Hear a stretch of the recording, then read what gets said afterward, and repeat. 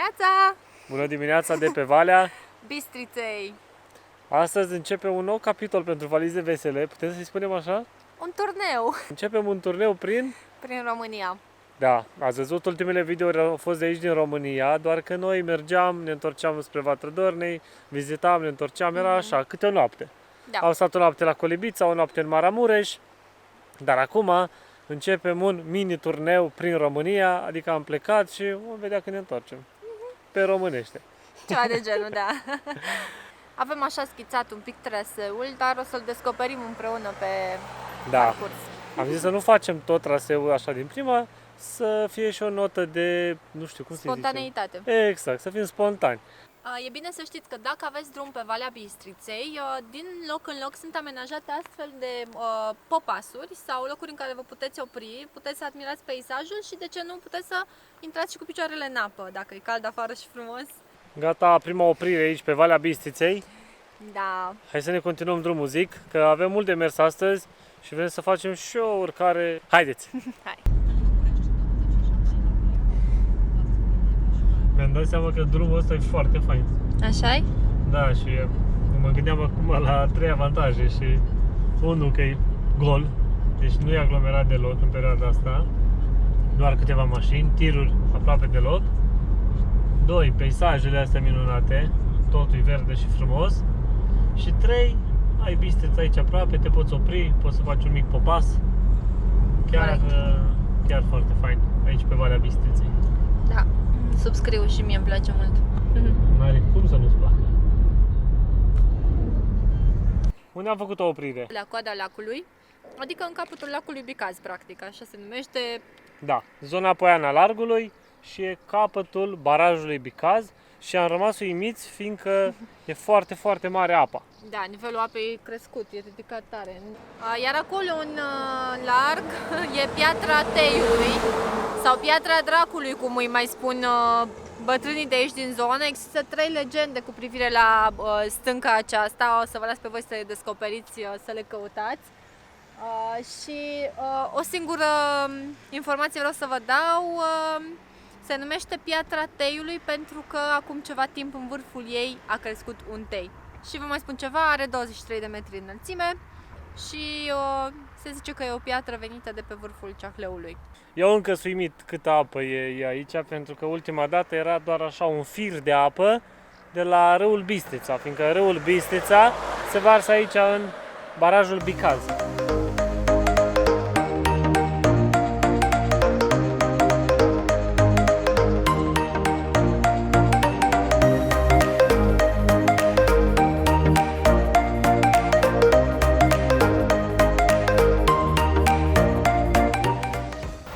Aici un pic mai sus undeva și am încercat, adică am tras câteva cadre cu drona, dar pierdeam semnalul foarte tare și odată am pierdut de tot și noroc că s-a întors acasă.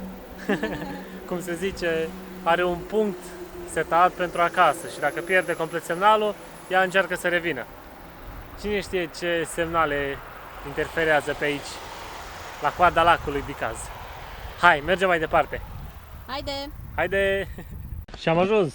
Da, am ajuns la Suntem în punctul stațiunea cel mai important pe ziua de azi, nu? Da. Suntem în stațiunea Durău. Eu vreau tot să zic, vezi? Cât mai repede, cât mai repede. Ești nerăbdător. Sunt nerăbdător, da. Drumul din Vatra Dornei până aici a fost perfect. Foarte bun, chiar. Foarte bun și foarte frumos. Da. Și nu era aglomerat.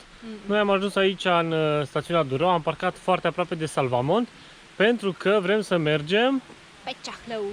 Da, vrem să urcăm, să facem traseul spre Ceahlău. Hai să ne organizăm, trebuie să plătim un bilet de intrare în Parcul Național și ne vedem apoi. Acolo vrem să ajungem noi, vârful Toaca și cabana Dochia. Andreea, ești pregătită? Da. 3 ore jumătate aproximativ. Noi fiind oarecum începători, e probabil posibil... vor fi 4 ore. Asta vreau să zic și eu, e posibil doar urcarea să dureze 4 ore. Sperăm să ne țină picioarele. Hai că ne țin, dar vrem să facem asta, ne doream de mult. Da. N-am urcat niciodată pe Ceahlău și am zis că acum e momentul. Exact. Să începem să vizităm România. Să facem mai vesele. Să facem mai vesele și așa direct de pe Ceahlău. Chiar aici la intrare e amenajat un panou, Parcul Național Ceahlău, și vedem o mică hartă, exact cum avem noi de urcat, până sus. Suntem aici, plecăm de la punctul 1 și urcăm pe creastă până aici sus la cabana Dochia sau vârful Toaca. Andreea, pregătește-te! Avem mult de urcat și aici încă o cabană, auzi, încă o hartă, la fel de frumoasă și bine făcută. Aici mai era un punct intermediar, cabana Fântânele. Am aflat acum că este închisă. Așa că ne așteaptă tot traseul ăsta. O să fie spectaculos. Da. Hai. Da. Fii veselă, pa! Până acum traseul e așa de dificultate medie. E destul de ușor de urcat și noi trebuie să urmărim marcajul acesta până sus. Și cam am început să urcăm așa mai bine. Serios? Mai serios, da? Cum e, Andreea? Nu știu ce să zic. Ai fost de mult la sale. Se vede, nu? Crescut pulsul. Vezi, dacă în Bali mergeam atâta pe scooter, acolo chiar mergeai puțin pe jos, nu prea poți merge așa mult. Distanțe mari pe jos, se cunoaște și noi acum vrem să urcăm până sus acolo în vârful Toaca. Așa că, Da. normal că o să urcăm. Dar stai să vezi tu mâine ce febră musculară o să ai. Mâine nu facem nimic. Mâine doar stăm și ne revenim după ziua de azi, nu? Da, e și asta o soluție. Hai, ia uitați. Pe acolo tot în sus. Și să vă luați sticle cu apă cu voi. Până acum n-am văzut niciun izvor. Așa că e bine să ai apă la tine. Să întorc camera să ne vedem mai bine. Știți că la început acolo jos v-am arătat o hartă și erau, dacă nu mă înșel, 15 puncte. Hei, pe traseu tot mergem și dăm de astfel de borne numerotate. Aici suntem deja la checkpoint-ul sau punctul numărul 5. Și avem un cod QR. Hai, Andreea, să vedem ce se întâmplă dacă îl scanezi. Este un păianje. Bun, și îl scanezi și... Și mă duce pe pagina lor, ceahlăupark.ro, dar se încarcă mai greu. Ok. Uite, și îți arată harta. Da, unde ești. Și îți dă toate informații. Și îți arată exact punctul în care te afli. Super fain, deci poți să găsești exact punctul în care te afli și informații exact pe site-ul Ceahlău Park cu acest cod QR. Ce ai găsit acolo? Mai avem 7 km. Oh, puțin, hai.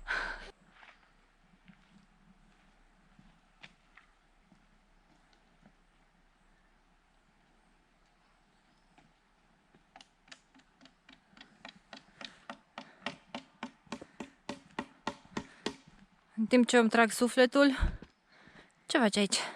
Și ca să repar tabla asta, că se mai ținea doar într-un șurub și era căzută.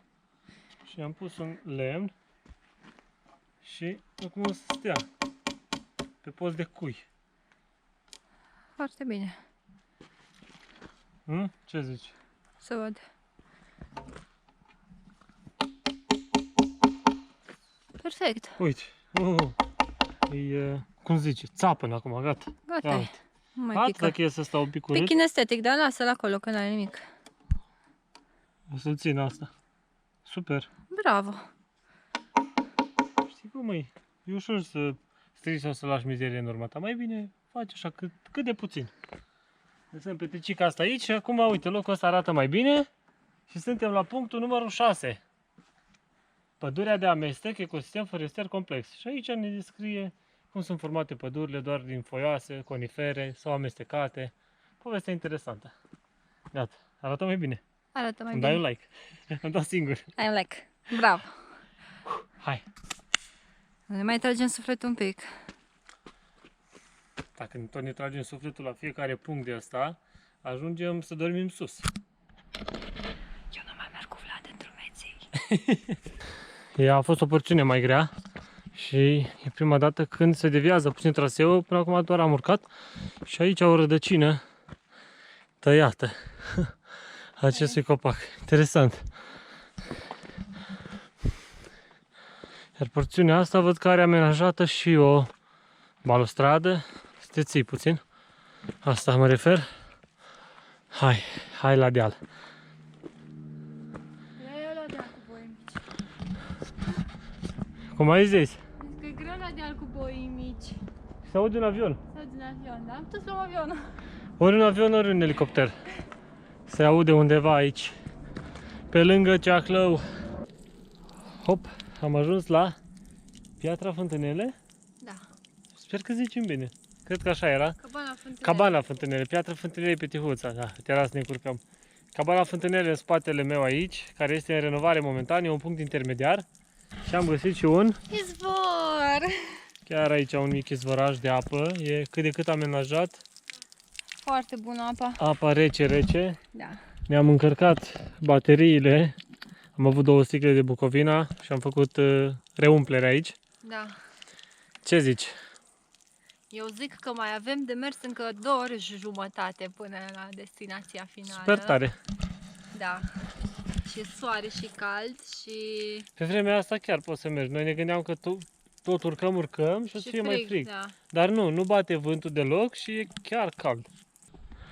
Și de când urcăm noi, cam de aproximativ o oră jumătate, asta e prima zonă care e puțin mai dreaptă așa. Și aici strage răsuflarea. Tot am văzut oameni care coboară, dar nu am văzut oameni care să și urce acum. Sperăm la coborâre să nu fim doar noi. Am ajuns și la punctul 8. Nu e cea mai bună lumină, știu, dar o să vă zic eu. Punctul 8, perturbarea naturală, element esențial în dinamica ecosistemelor naturale. Și din nou aici ne este prezentată o poveste și ce găsim în zona aceasta. Socul de munte, zmeurul, Așa frumos. mesteacănul, paltinul de munte. De-aia miroase așa frumos pe drum. Și de aia. Da. Înseamnă ceva miros plăcut, așa ca un fel de miros de dulceață. Ți poftă dulceață. Și zic lui Vlad că oricine facem dulceață pe aici, Moș Martin. Moș Martin. Moș Martin face dulceață, asta e total nouă. Cât stăm aici? Câte minute? 5. 5 minute și ne continuăm drumeția. Te rog. N-am Bine. stat deloc. Dacă jos ne-am parcat, părea foarte aglomerat, era plin de mașini. Pe traseu am întâlnit doar oameni care coboară și mulți părinți cu copii. Chiar da. de prichindei și când i-am văzut, am zis că Te-ai motivat mai tare. Da. Și de urcat, în spatele nostru n-am văzut pe nimeni, în față n-am ajuns pe nimeni. O să vedem mai târziu. Suntem la punctul numărul 10, geologie, conglomeratele de Ceahlău. Și aici ne sunt prezentate câteva detalii despre cum este alcătuit Ceahlău. Ceahlău este alcătuit din roci sedimentare variate, pe care s-a dezvoltat un relief diversificat și spectaculos. Partea centrală a masivului este mai înaltă și compactă datorită rocilor din care este alcătuit conglomeratele de Ceahlău, adică roci formate prin cimentarea naturală și așa numiților galeți. Roci rotunjite cu dimensiuni între 2 și 20 cm. Adică astea. Care, Andreea? Astea. Exact.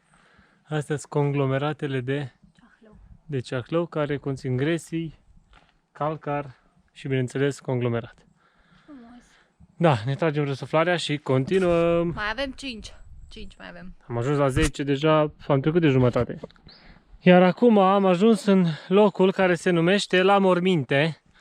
Parcul Național Ceahlău are protejată naturală. La Morminte respectați muntele. Și aici mai avem un afiș micuț, păstrează natura așa cum este, curată. Bun, ce înseamnă locul acesta? E în memoria ostașilor ce s-au jertfit pentru apărarea patriei în cel de-al doilea război mondial, 1944. În locul curmătură de pe muntele Ceahlău și cred că e Matei Luca. Și avem aici o cruce cu mai multe icoane și locul acesta. De ce? Pentru ostașii care s-au luptat în cel de-al doilea război mondial. Tocmai am ajuns într-o zonă în care e plin de flori galbene și așa un mic luminiș. Îmi trece soarele printre copaci. Galbenă guturie. E de poveste, așa? Nu știu, mă simt Cam ca da. într-un basm. Și în spatele tău Și e în lacul spatele și meu. viaductul după copaci. Bine, nu se vede, dar... Acum încerc să arăt, dar nu știu dacă se Nu vede cred. de aici. Nu se vede că sunt prea mulți copaci, dar sigur o să urcăm mai mult, pentru că așa duce drumul, cum altfel. Mai urcăm. Da, Și da. poate avem de undeva o priveliște mai frumoasă. Nu? Da. Te-ai Nu. odihnit? Eu da. Filmăm cu GoPro care e la Andreea și mai are atâta baterie. Atâta. 5 minute. Și am pregătit aici cablu. Când închis filmarea asta, îl punem la încărcat, mai urcăm și îl scoatem. Ce Hai, zici? sunt de Hai. acord. Da? Pentru peisajul ăsta se merită să faci drumul acesta, chiar dacă are porțiuni grele.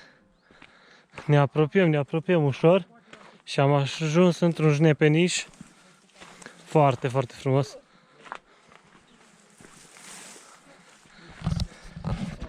Andrei în spate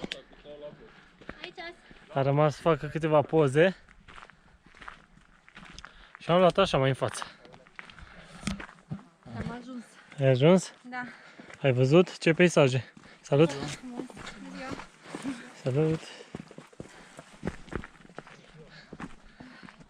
Pentru așa peisaje merită tot efortul. Și sigur n-am văzut tot, asta e doar o porțiune. Wow, uite în față. Bate soarele ciudat. Dar totuși.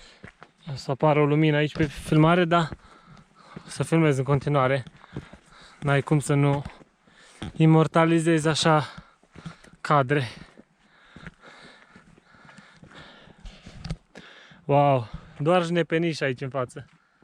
Aici mai avem un indicator spre vârful Toaca, 1904 metri spre Cabana d'Ochia. Și acolo jos, undeva jos de tot, e Durăul. Și se văd toți munții aceștia frumoși. Wow!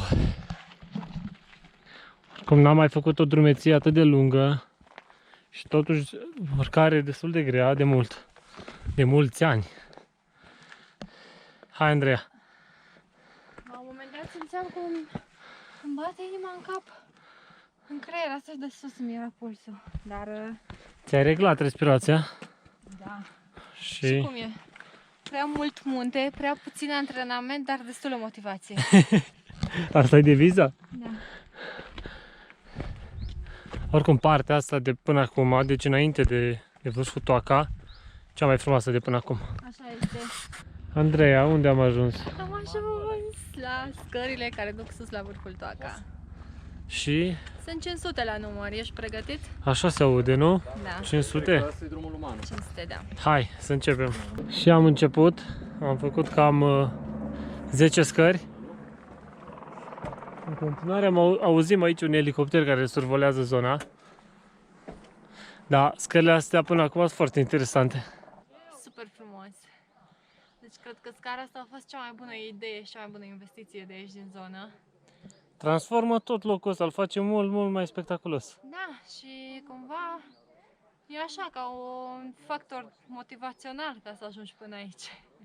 Că vrei să ajungi la scara asta, să uiți să vezi de sus priveliștea. Fain. Hai, arată... Îmi pare bine că am venit. Cum să nu-ți pară Că bine? am tras de mine. Hai că mai avem. Avem un pic. Deja nu mai e Hop. o scară abruptă. Este. E abruptă, dar nu e așa greu de urcat. Sunt gândite destul de bine. Da, e confortabilă scara. Da, eu, cum zice Andrei, e o scară confortabilă. Am reușit. Abrupt, așa-i? Abrupt. Da, e, nu știu. Destul de abrupt. Extraordinar de frumos. Da. Și vreau să vă mai arăt ceva. Știți, toți v-am zis pe traseu că auzim un elicopter. Ei, se aude din nou. E acolo undeva. Și ne spunea un domn că s-ar putea să aprovizioneze Cabana d'Ochia cu alimente. Și cu alte lucruri. Nu știu ce să zic. Oh, ce priveliște. Dar uitați-l acolo. Și imediat întoarce, are un sac, deci cară ceva. De aici, de îndepărtare, se vede ca și cum ar fi un sac. Îl lasă acolo și apoi pleacă înapoi. E al treilea, al patrulea transport pe care îl vedem. Acum se aude mai tare, cred. Gata, a lăsat sacul sau ce a avut și acum pleacă. Interesant. Oricum, chiar îi ziceam Andrei, o chestie de genul acesta în vest, nu știu, Austria, Germania, probabil că ai plăti o sumă mult, mult mai mare să faci un alt fel de traseu, să mergi pe o astfel de scară, Măcar vreo Să ai- 20 de euro. să ai priveliștea asta. Probabil în 20 de euro taxă de intrare lejer în Austria sau Germania, aici în România, ca să intri aici pe acest traseu, plătești la intrare la Salvamont o taxă de 6 lei. Deci mai puțin de 1,50 €. Da. Și acolo cred că, adică sigur, aici sunt bucăți din fosta scară, scara veche. Pentru da, aici în trecut era o scară de lemn, doar că era deteriorată foarte tare, da. Aia e fosta scară. Sigur. Și ce s-au gândit? Să investească într-o scară total nouă, care arată nota 10. Când crezi că nu mai poți, tot mai poți un pic. Mai exact? Mai exact? Încă 15 scări, aproximativ.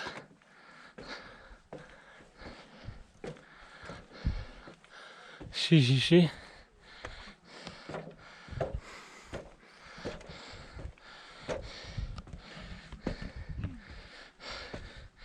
Și acum am pășit pe ultima scară. Andreea, te aștept să pășești tu pe ultima scară aici. Sus. Hai. 8, 7, 6, 5, 4, 3, 2, am reușit! Gata, ai pășit pe ultima scară. Am reușit, nu mi-e Felicitări. Am ajuns sus.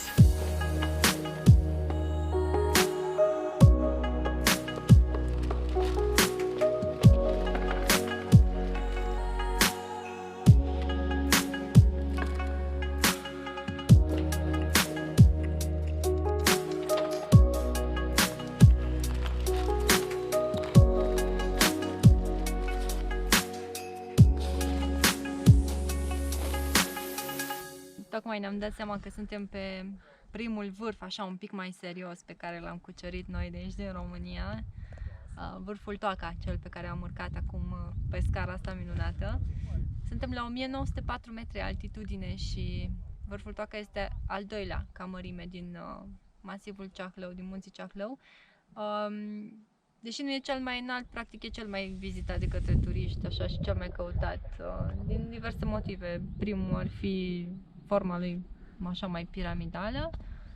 Al doilea motiv ar fi scara aceasta care s-a construit de-a lungul timpului și tot aici în vârf avem și stația meteo care poartă același nume, stația meteo Toaca. Iar coborârea cred că o să o facem pe un alt traseu, așa-i? Da, așa ne gândeam acum să facem coborârea pe o altă parte și trecem pe lângă cascada Duruitoarea. Acum suntem contratimp puțin, dar Da, mai e 5 aproape. 5, durează cam 4 ore maxim coborârea, deci am ajunge, dacă plecăm acum ajungem la 9, dar noi vrem să mai mergem și până la Cabana d'Oche, deci e complicat. Mergem mai repede, deci la coborâre o să mergem mult mai repede. Da. Acum am și stat aici sus, am privit, ne-am relaxat, dar la coborâre băgăm pas alert. Oricum, niște peisaje de excepție. Cu siguranță, da. Mi-am încărcat bateriile Nu știu, am rămas așa fără cuvinte. Bine, am prins și senin și vezi absolut tot în jur, se merită pe deplin. Nu? Cu siguranță, da. Chiar și e încă o chestie așa, e un efort psihologic mai mult decât fizic. cel fizic, da. Dacă treceți de ăla, e Gata, ajungeți aici sus pe vârful Toaca. exact. Cum e la coborâre, Andreea? E mult mai ușor, îți dai seama, dar uite ce abrupție în spate. Nu vreau să mă uit. Nu vrei? Hai, Nu, am văzut când am urcat. E ok, e suficient. mă simt mai bine, știi? Când văd că am coborât așa mult și mai am puțin.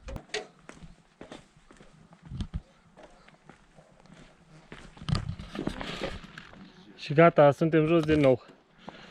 Hai, Andreea. Hop! Hai că Încă o poți. victorie, opa! Încă o victorie.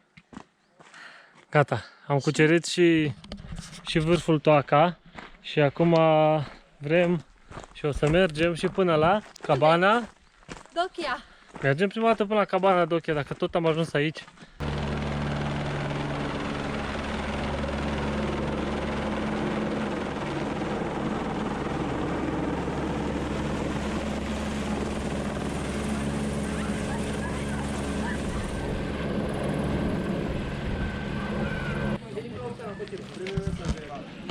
aprovizionarea aici la cabana Dochia se face cu elicopterul. Ați văzut și voi, tot ce se aduce aici se aduce cu elicopterul de undeva de jos. Acum îi întrebam pe domnii care lucrează în spate și ne povesteau că aproximativ o dată la 3 luni fac aprovizionarea cu elicopterul, deci am prins fix astăzi. Interesant, așa, o experiență să vezi cum aduc tot ce se consumă aici cu un elicopter. Wow! Andrei, aici în vârful muntelui, ce ți-a fost ție poftă? Mă judeci. Nu, te întreb. Mi-am luat mici. Andreea, ți-ai luat 4 mici cu? Cartofi țăne și cu muștar, dar o să mănânc doar 2. Perfect. Și eu mi-am luat mămăligă cu brânză și cu ou. Andreea o cola și o bere aici în vârful muntelui și ați văzut că toate alimentele acestea sunt aduse cu elicopterul odată la 3 luni aproximativ.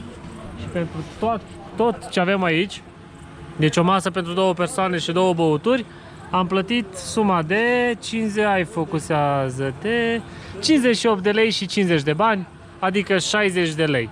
În euro mai puțin de 15 euro. Prețuri chiar foarte ok în vârful muntelui. Da. Chiar bine? Am de vedere că nu cred că e ieftin să aduci. Având în vedere că elicopterul. doar în Viena, doar pe un șnițel cu cartofi dădeai 15 euro. Și aici 2 mese și 2 băuturi, aproximativ 15 euro. Zic să avem poftă, mâncăm repede că mai avem și de coborât și imediat vine noaptea. Da. Hai, poftă! Scriu. Poftă bună! Poftă bună! Gata! Am mâncat aici la cabana Dochia, sus pe Ceahlău. Da.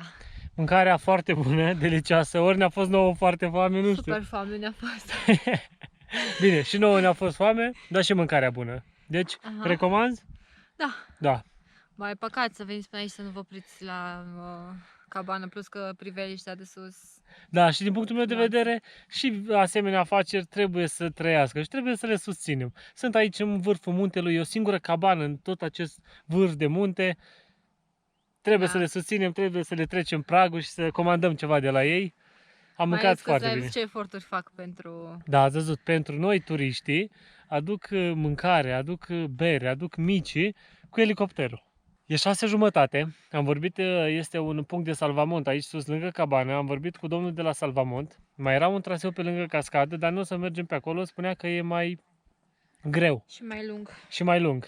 Dacă am coborât pe acolo am face 4 ore, dacă coborâm pe traseul clasic facem 3 ore conform salvamont. 3 jumate, cam așa. Da, așa că e 6:30 deja și o luăm la pas și nu o să mai filmăm. Oricum suntem la limită, dar Suntem ne la vedem. limită. Ne vedem de jos. Da. Nu prea mai avem oricum baterie. Salutări! Deci noi am oprit filmarea brusc. Știți de ce? Că treceau un grup, adică 3 oameni, o familie cu un copil și am auzit ceva de valize vesele. Și ne-au recunoscut. Da, am zis că ne urmăresc pe YouTube. Și am stat puțin la o poveste. Da, și vreau să încheiem. Mergem, ne pregătim să coborâm.